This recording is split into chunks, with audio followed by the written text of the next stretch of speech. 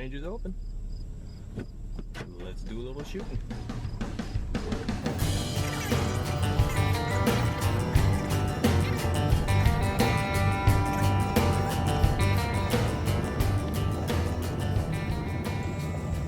Alright guys, I got a little toy today. 44 Magnum. But it's in a lever gun. Look what we got here.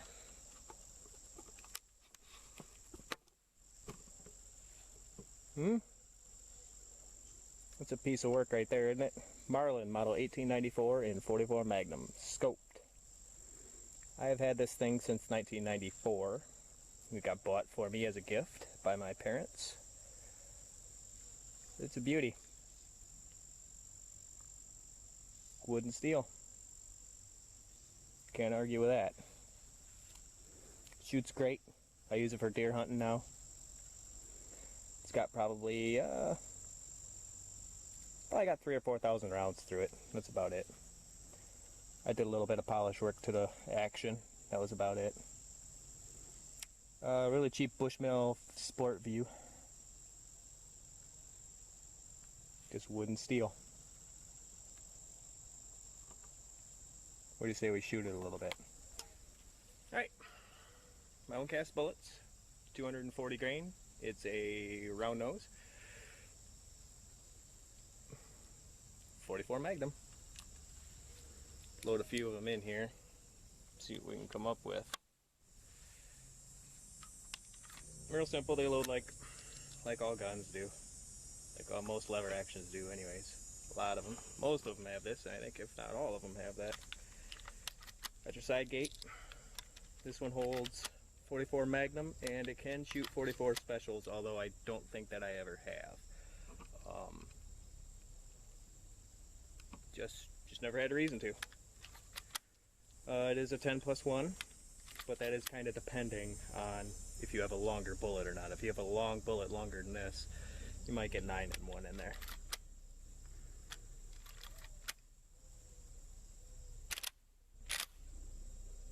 Transfer bar safety. Let that trigger go and it's good to go. But let me point you guys downrange here and we'll do a little shooting. Alright. 25 yards. Ish. Probably a little bit less than that, more like 20.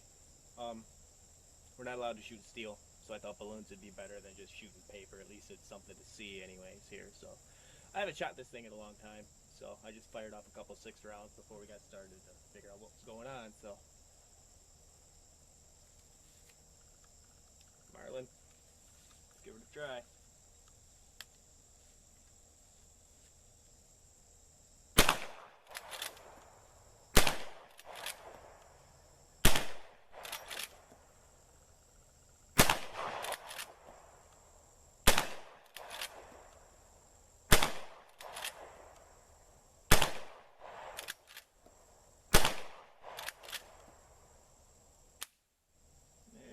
I didn't keep track of how many I had, so that's an empty gun. Not much to it. It's a lever gun. Let me, while I'm loading this thing,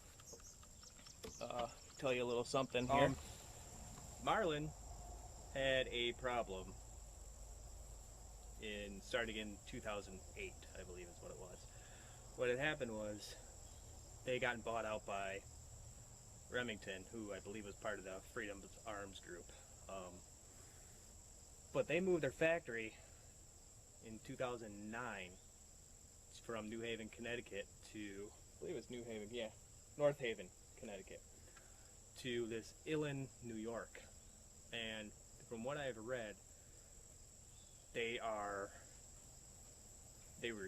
they're just junk. Their guns their quality was just junk. A lot of their craftsmen, I guess, never went with them. So their quality just went downhill. After reading some more stuff about it, they had a lot of their machinery, I guess, was the biggest problem. I mean, it was, from the article I read, it was everything was Band-Aid and super glued together at the factory, so all their quality and their quality tolerances were just garbage. So their 2009, 2010, their quality was not very good at all. As a matter of fact, from the article I was reading, a lot of the gunsmiths, if you had one that was made in Illinois, New York, around that time period, they charge you extra to work on the gun as like a little kickback, I guess, for Marlin producing crappy guns. So what you need to know is if you're going to buy a Marlin 1894, and this went for the 1894s and their 336s, which is the 1894s were for 45 Colts, your pistol caliber stuff, 45 Colt, 44 Magnum, 357. They even chambered these, I guess, in some little calibers earlier on, like 3220s. What was it? I believe they even did one in like a 2220. Those were way back. They're very good, accurate guns. Very accurate guns. Those have the micro groove rifling, so you need to bear that in mind if you're a reloader. You got to keep your feet per second down. It says below 1600, but I've ran them a little bit faster than that, and they hold up pretty good. Their accuracy still holds, but not much faster than that. Also, what else you need to know if you're either buying ammunition or making your own, you need to understand that this gun will not hold the bullet above, I think it's 270 grains. I fired some 300 grain jacket bullets and some cast bullets out of this thing, and it was all over the place.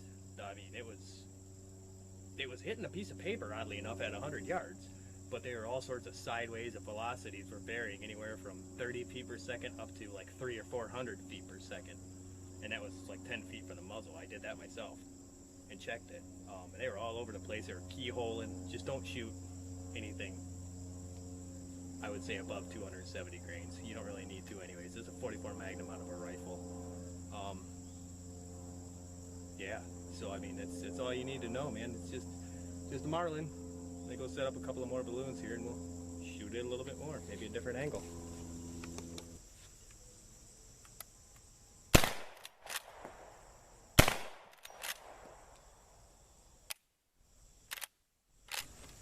About 80 yards. 2 really small balloons.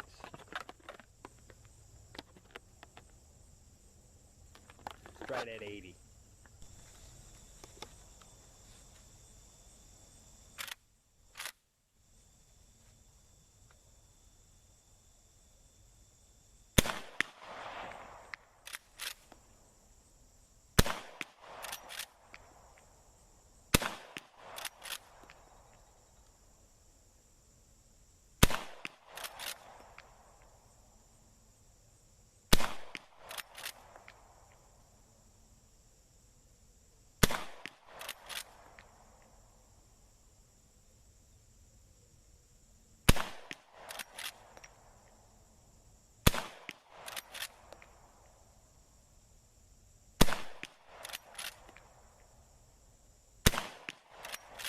Wish I knew where this thing was hitting. Well, if that doesn't work.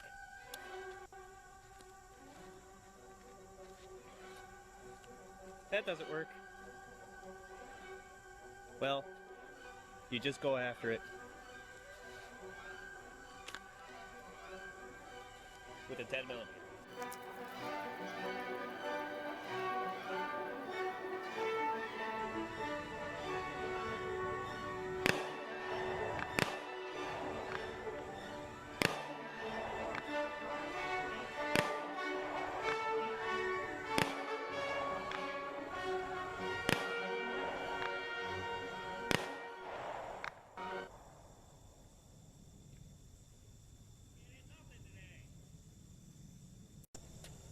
Well, you can't win them all. It happens like that sometimes. That's alright, so closing. If you're going to look at one of these, the new ones supposedly are a heck of a lot better. They finally got their crap together.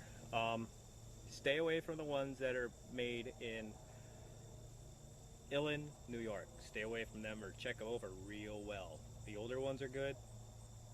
Newish ones from 2008, 9, 10, probably 11. not so good. But apparently they got their quality back up. So, well, any day is a good day to go shoot. I suggest you make today the day. You guys have a good night.